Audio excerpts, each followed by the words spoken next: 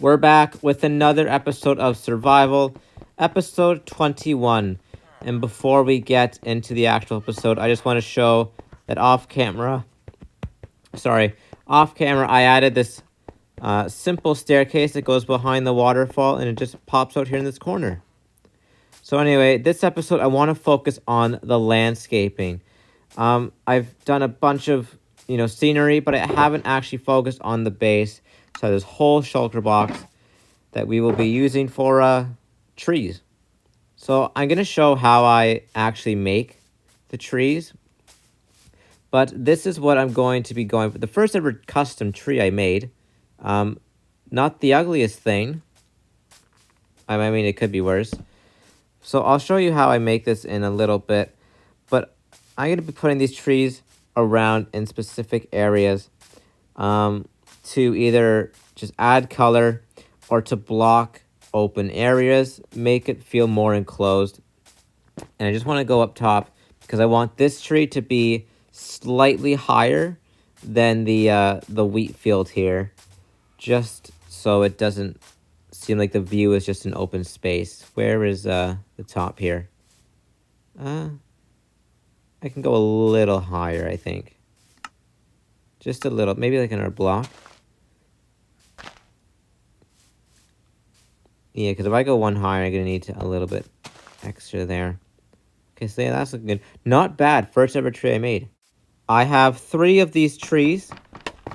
And this area is...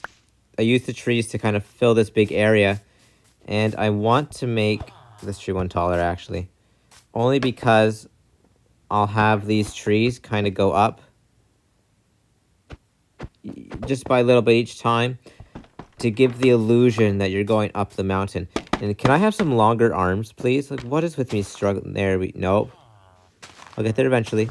There we go. Okay. That was a huge struggle.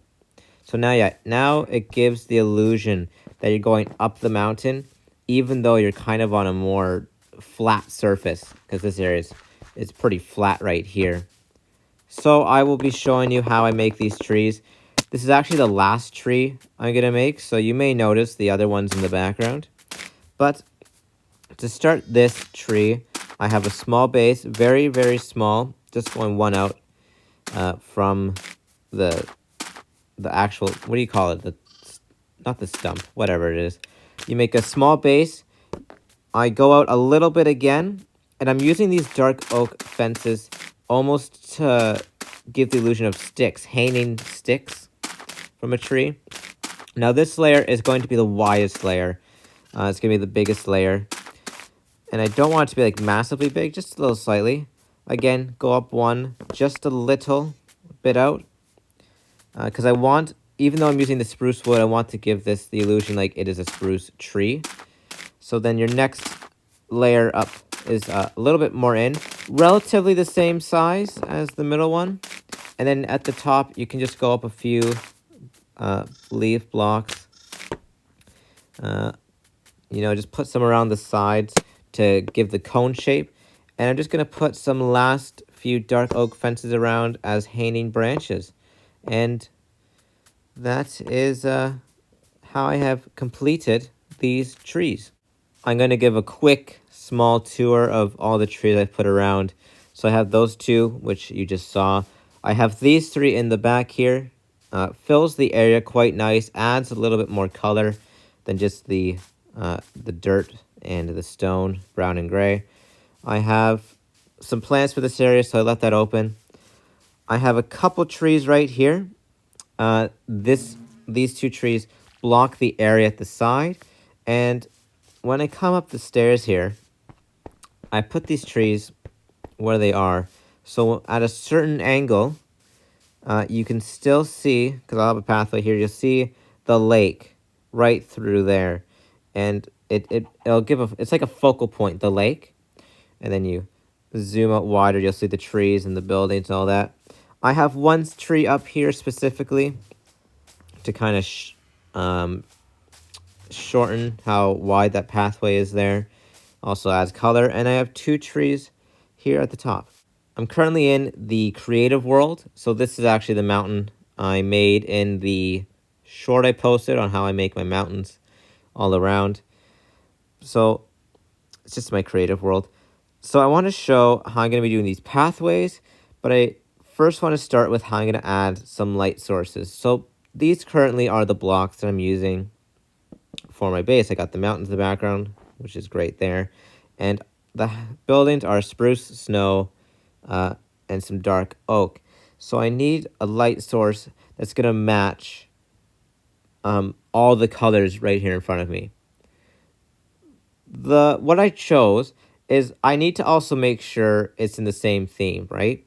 So I kind of chose just a very simple one, very simple, spruce, a little bit of stone, and then I'll have the spruce fence go up to hold the light. Very simple light, and it fits in with the theme of my surrounding area too, which is the main part, because I don't want something to look futuristic.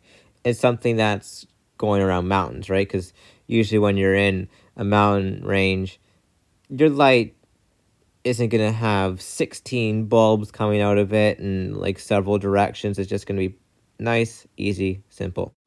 Now looking at the pathway, we need to think of the theme again. We're in the mountains. Mountains are usually rough, bumpy, so we're not going to be choosing hard concrete.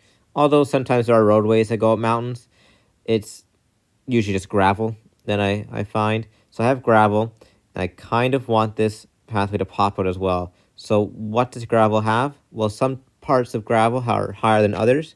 So we're going to add some andesite in there to represent, light gravel areas. They're kind of just groove marks in the stone, really. Next, what if, gravel is wet? It usually turns a darker color. So we're going to add some tuff in there to represent the wetter parts of gravel. And then I also wanted to show off a little bit more 3D effect, because again, we're dealing with mountains, so it's pretty bumpy. So I'm going to add cobblestone in there. So when you're at a distance, not on it, but at a distance, the cobblestone will give the effect of little bumps in the road without actually having to make the mountain 3D and having to add buttons all around it. When it all comes together, this is what we got. So you can see, this is a huge transformation. I've even done some work up here. This is where we're working in the next episode. I already started that. But this is a huge transformation, and it really just shows how big landscaping adds to a base. So again, we got the pathway coming out. We got our light. You'll notice a few changes with the light I made when I added it.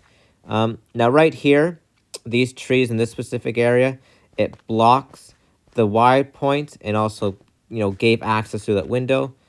Continuing down the stairs, we have the big entrance here, and I divided this so you can go up, down, or you can just go left. That's just empty or full of junk. Going up to where all the houses are, I had the pathway up here.